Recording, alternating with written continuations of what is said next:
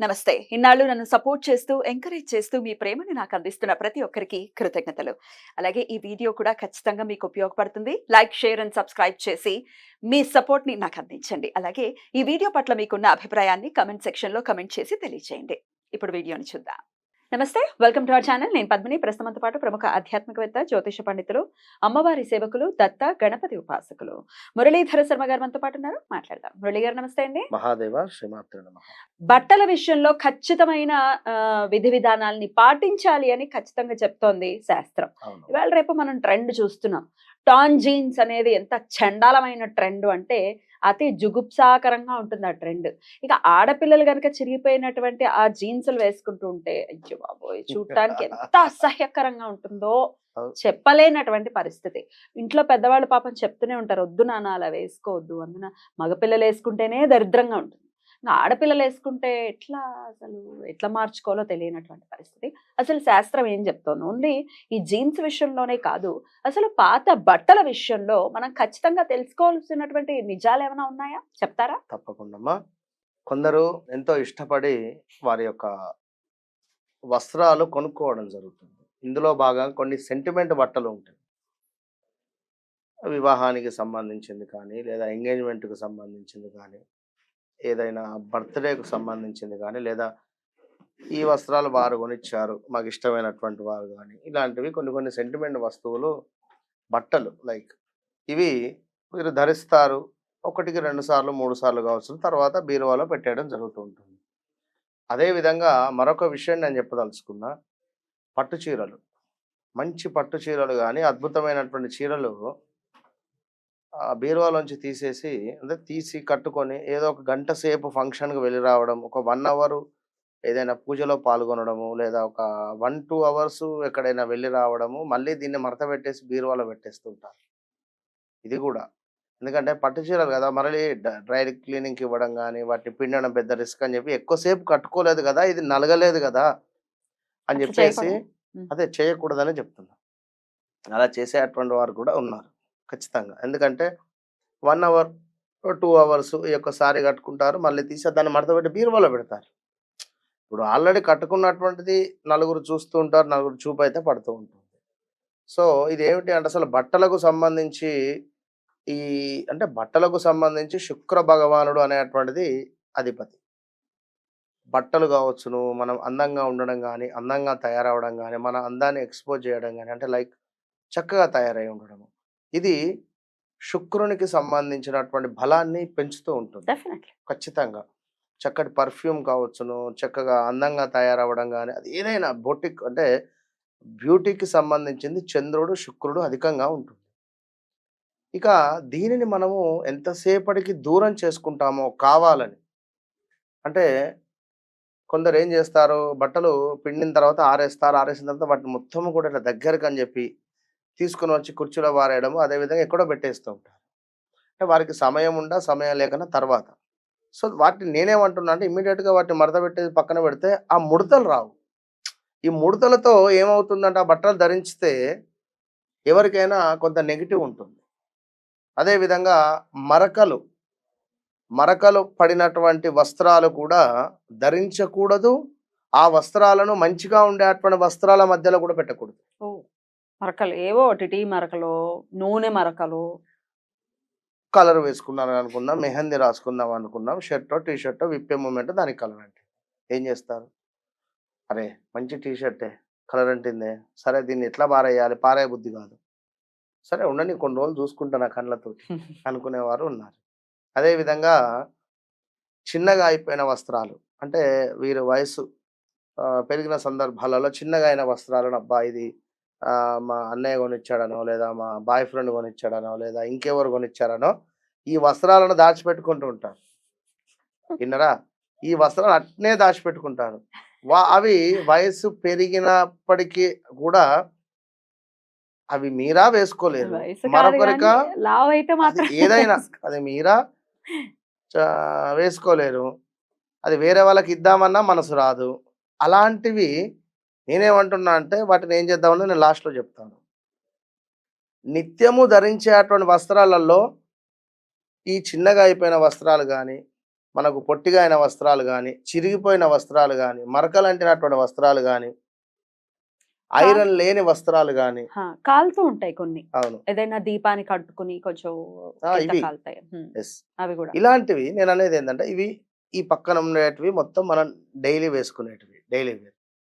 ఇందులోనే వీటిని కూడా పక్కకు పెట్టడం వల్ల వీటి నుండి నెగిటివ్ వీటికి వస్తుంది. సో వీటిని సపరేట్గా ఒక బోర్డ లేదా ఒక మూట కట్టేసి మనకంటే పై హైట్లో ఉండేటువంటి ఆ యొక్క టెర్రస్ అంటే లైక్ ఎక్కడైనా పైన పైన పెట్టేటువంటి ప్రయత్నం చేయండి. అటక మీద రైట్. సెల్ఫ్లు కానీ ఏదైనా వాటి మీద. ఇక శనైశ్వరుడు కూడా కొంత నీట్గా లేకున్నా కొంత మనం బట్టలకు సంబంధించినటువంటి పర్ఫెక్ట్గా మెయింటైన్ చేయకున్నా కూడా శనికి సంబంధించిన ఇంపాక్ట్ కూడా ఉంటుంది. ఇంకో దరిద్రమైన అలవాటు ఉంటుందండి కొంతమందికి. ఆ జీన్స్‌లు అవి ఉతకరు. ఒక 20, 30 సార్లు వేసుకున్నా కూడా ఉతకరు. మీకు ఇంకో విషయం తెలియదు. ఇది నాకు ఈ జీన్స్ ఎంత ఉతకకుండా వేసుకుంటే అంత షైనింగ్ వస్తుందట. అంత షైనింగ్ అంత షైనింగ్ వస్తుంది. అసలు జీన్స్‌లు ఉతకాల్సిన అవసరం లేదు అని అంటుంటారు. చాలా అవాక్ అవుతూ ఉంటాం అన్నమాట. ఏమిటి జీన్సే బట్టే కదా! దాన్ని ఉతకరు. ఒక 20, 30 సార్లు వేస్తారు. ఉతికితే చూడాలి ఎంత మురికి వెళ్తుందో దాని నుండి. ఎందుకంటే చెప్తున్నా కదా, అది ఎటువంటి ప్రభావాన్ని చూపిస్తుంది అనుకోవచ్చు. హెల్త్ మీద ఎక్కువగా ఎఫెక్ట్ చూపిస్తుంది. అదే విధంగా గ్రహాలు పాడయ్యే పరిస్థితి ఖచ్చితంగా ఉంటామమ్మా. చెడుకు సంబంధించినటువంటి మార్గాల వైపుగా మనల్ని తీసుకెళ్తుంది. 1-2 సార్లు మన ఫ్రెండ్ అరే ఒక సిగరెట్ తాగురా, అరే కొంచెం మందు అలవాటు ఉందా అంటే వీనికి అలవాటు లేదు, వాడు చూస్తూ ఉంటాడు. మొన్న రీసెంట్గా జరిగింది ఒకరికి సంబంధించి చిన్న పిల్లవాడు బాగా తిట్టిన ఫ్రెండ్స్తోని వాడు ఏదో బర్త్డే పార్టీకి ఏదో వెళ్ళాడు. వెళ్ళిన తర్వాత అక్కడ ఫ్రెండ్స్ బలవంత పెడితే కాస్త ఏదో మత్తు పదార్థం ఏమో తీసుకోవడం జరిగింది. ఆ విషయం తల్లికి తెలిసి లబోదిబో బాధపడింది. దాని తర్వాత ఆ పిల్లవానికి సంబంధించి కొంత స్మోక్ రిలేటెడ్ స్మెల్ రావడం జరిగింది అని చెప్పాను. అంటే నేను అనేది ఏమిటి అంటే చెడుదారులకు ఇవి ఎందుకు తీసుకెళ్తాయి అంటే మన ప్రవర్తన, మన వస్త్రాధరణ, మన లోపల ఉన్నటువంటి నెగిటివిటీ, ఇవంటేనే నెగిటివిటీ కదా. రాహు అంటేనే స్మోక్ అంటే ఈ స్మోకే కాదు, పొగకు సంబంధించిన అధిపతి. ధూపం వేసుకోండి, ధూపానికి అధిపతి అతను, మంచిది ఇస్తున్నాడు, రాహు పాజిటివ్ అవుతాడు. అవును, మీరు స్మోక్ చేస్తా అంటే చేయండి, నెగిటివ్ అవుతాడు. సో కంపు కొట్టే బట్టలు కూడా వేసుకుంటుంటారండి, అంటే ఉతకకపోతే ఆబ్వియస్ ఆ విషయం అంటే తెలియాలి అని ఏమంటున్నా అంటే ఈ కంఫర్ట్ అని చెప్పి అంటే ఈ పేర్లు నేను చెప్పడానికి కాదు, దానికి మనం ఏమో అదేం చేస్తాం. కొంచెము సుగంధ పరిమళాలు ఉండేటువంటివి మనం ధరించడం ద్వారా మంచి జరుగుతుంది. కొందరు పక్కన నడుస్తూ పోతే అది ఏందో ఆ బట్టల నుండి నీసు కంపొస్తుంది అనకూడదు.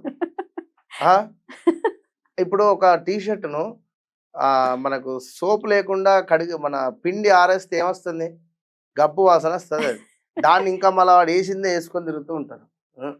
దీనివల్ల మనం చెప్పడం ఇది కొంచెం హాస్యాస్పదంగా ఉన్నప్పటికీ డెవలప్మెంట్ ఉండదు. ఇప్పుడు మీరు డెవలప్మెంట్ కావడానికే విషయం చెప్పేది. డెవలప్మెంట్ అనేటువంటిది ఉండదు. నేను ఇంతే, ఇదే బావిలో ఉంటా, ఇదే బొందలో ఉంటా, నేను బావిలో కప్పలాగానే ఉంటాను వేసుకో. మరి ఏం చేయమంటారు? ఇవే మార్చుకోవాలి. చక్కగా కూడా లక్ష్మీదేవి ఆరాధన చేస్తూ ఉండాలి, మంచి బట్టలను ధరించుకుంటూ ఉండాలి. ఇక్కడ విషయం ఏంటి అంటే లేని వారికి దానం చేయాలి.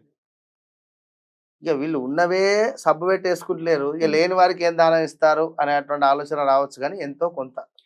ఇంకొక పాయింట్ అండి, లోదుస్తులు ఏవైతే ఉంటాయి అంటే లోపల వేసుకునేటటువంటి బనియన్లు అవ్వచ్చు, కూడా చిరిగిపోయినా వేసుకుంటూ ఉంటారు, అంటే కనపడదు కదా అని చెప్పి అట్లా వేసుకో. దాన్ని ఎట్లా చూస్తారు? ఎటువంటి గ్రహ ఇబ్బందిని ఎదుర్కొనే పరిస్థితి? ఇప్పుడు శనికి సంబంధించిన ఇవన్నీ పిచ్చి వేషాలు అనద్దు.